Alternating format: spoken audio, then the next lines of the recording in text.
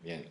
Bueno, la nutrición espiritual es una rama dentro de la nutrición que corresponde al árbol de práctica, un área que apoya el tronco de la práctica. A través de la nutrición podemos compensar nuestra energía, equilibrar nuestra energía. Eso en primer lugar. Y luego existen ciertos alimentos que realmente bajan la frecuencia de meditación. Son los alimentos mucosos. La cámara de cristal, el área que tenemos justamente detrás del tercer ojo, pineal, hipófisis, el cuerpo calloso, lo que es el cerebro medio, es un sintonizador de frecuencia.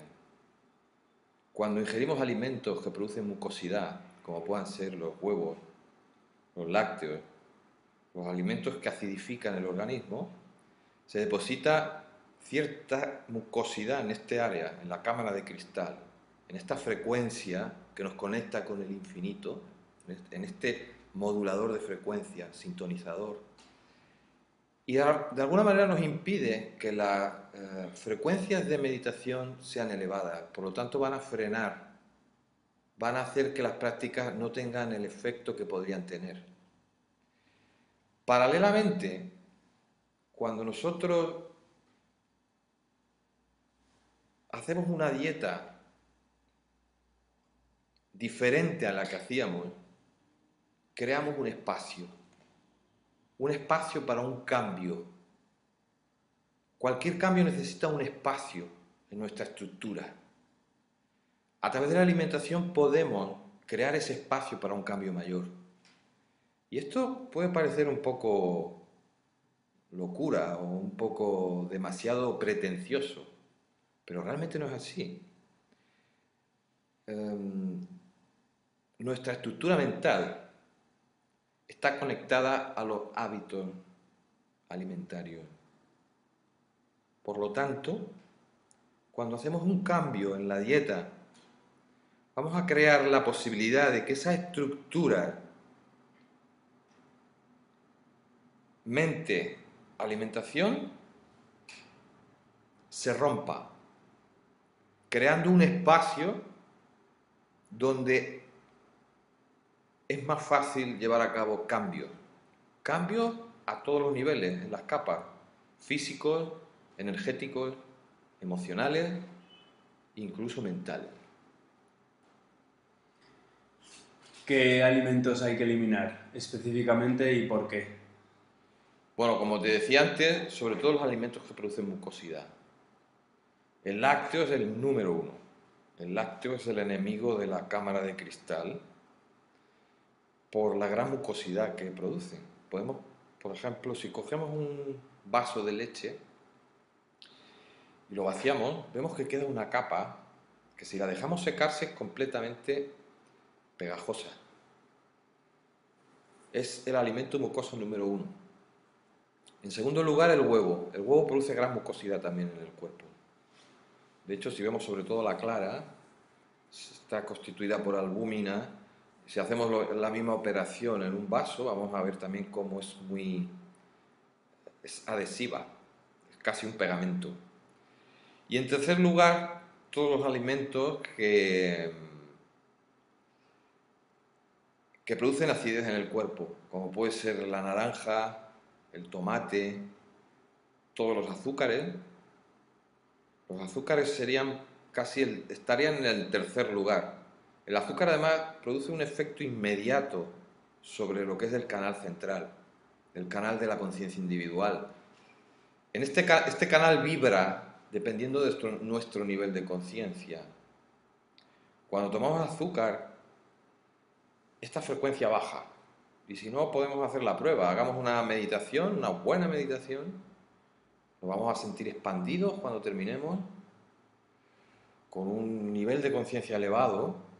Si tomamos un azúcar, un chocolate, por ejemplo, que el chocolate también baja esta frecuencia, vamos a notar cómo inmediatamente hemos perdido, si no toda parte de esta frecuencia alta expansiva que sentimos después de una meditación. El azúcar es clave. El practicante tiene que acechar el lácteo y el azúcar si realmente quiere progresar en sus meditaciones, ¿no? Cuando en una meditación conseguimos una frecuencia muy elevada, estamos creando un precedente, es decir, vamos como rompiendo un límite. Si meditamos y nunca hemos hecho la prueba de controlar la alimentación, hagamos la prueba. Eliminemos estos alimentos y quizá vamos a conseguir una frecuencia a la que nunca hemos llegado, rompiendo un límite y creando un precedente.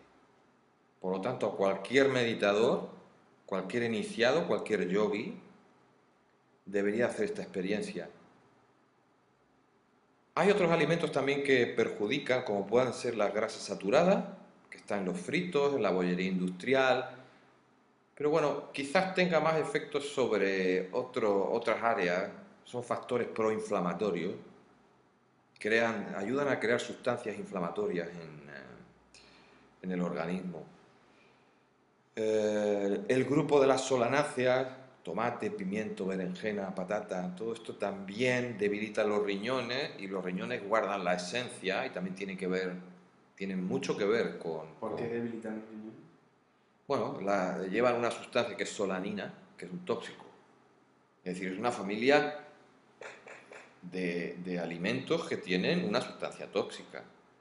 Y la solanina afecta al riñón, afecta a la mineralización de los huesos y energéticamente no es precisamente el grupo de alimentos que más nos interesa. Que sí, que me pueden decir mucha gente que tiene una serie de sustancias interesantes, licopeno en el tomate, vitamina C, potasio en la patata, pero tenemos que superar, si nos interesa el tema de energía, tenemos que superar el concepto bioquímico de la alimentación, es decir, lo que es la alimentación ortomolecular, que está muy bien, es muy bueno conocerlo y debemos de tener aporte del mayor número posible de alimentos.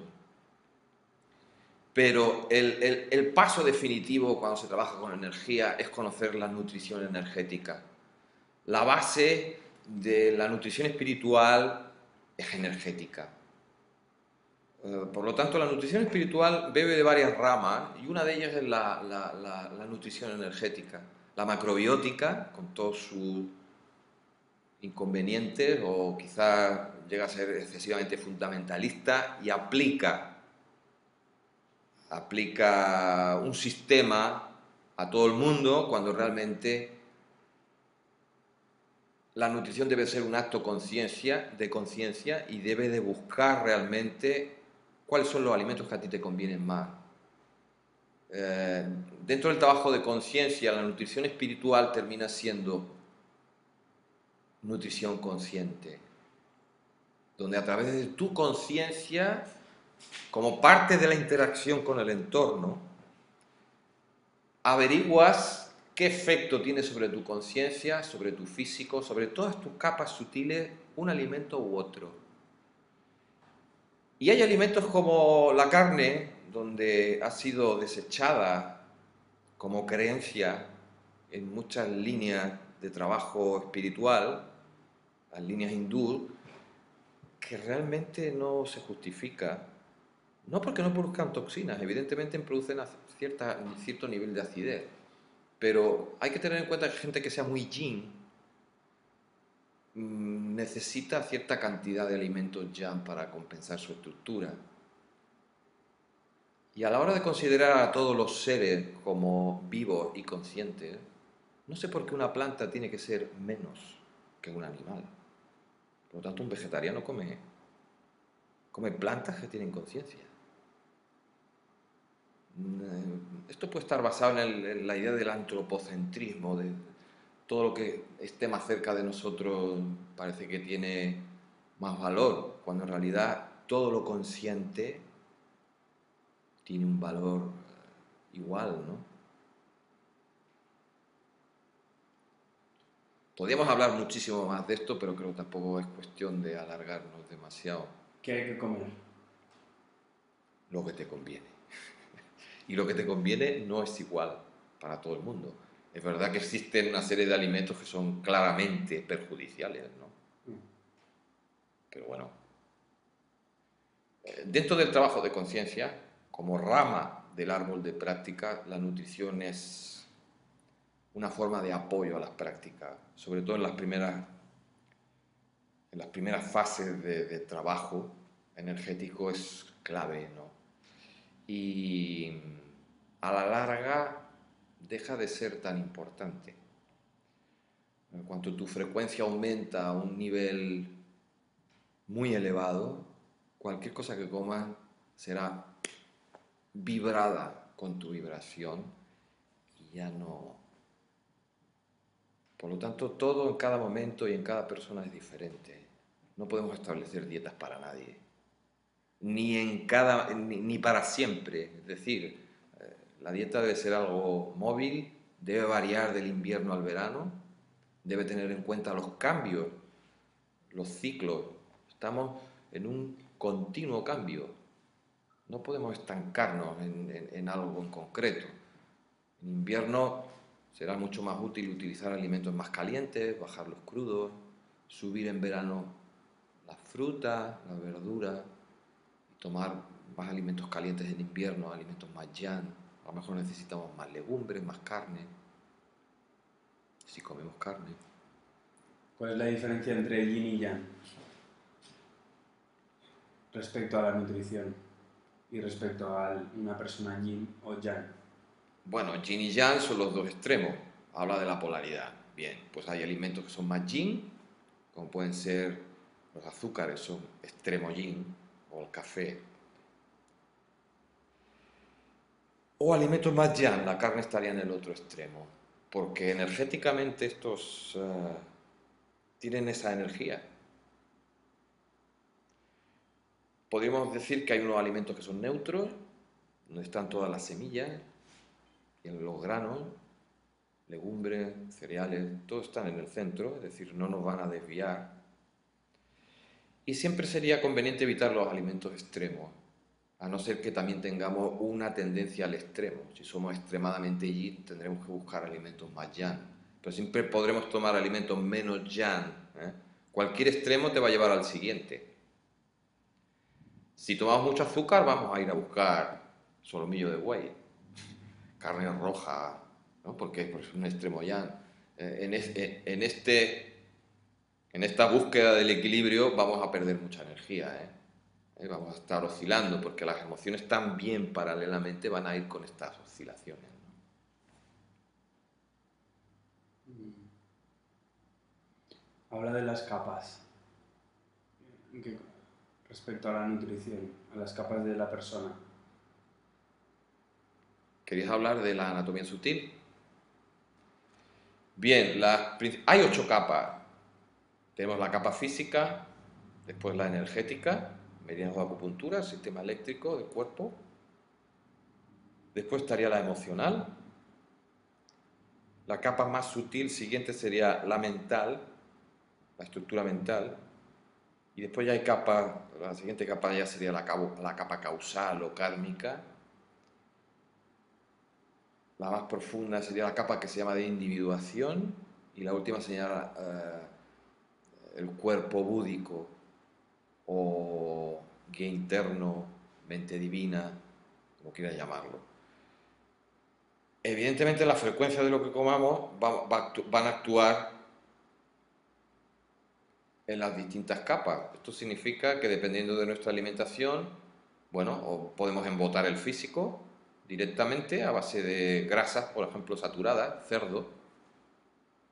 Vamos a bajar también las frecuencias emocionales, por ejemplo, el azúcar.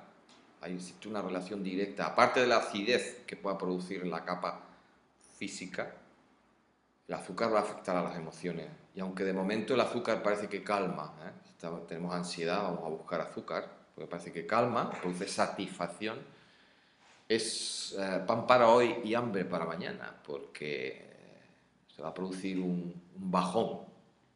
Pero los niveles de azúcar en sangre tienen mucha relación con la ansiedad y con el estado emocional. Y hay un sector de gente que compensa emociones a base de azúcar. Pero como decía, es una mala inversión, porque esto se va a ir empeorando con el tiempo. Es decir, cuanta más azúcar tomes, más bajón vas a tener luego. De momento parece que te vas a calmar, pero luego... Y aparte deprime, ¿eh? Igual, si deprime el canal central, va a deprimir todo el sistema. Paralelamente hay un coste en acidez. Va a haber más mucosidad y va a haber estrés celular. Cuando el organismo está ácido, las células están en un estado de estrés. Y un estado de estrés conlleva a que se termine produciendo un cansancio celular, podríamos decir.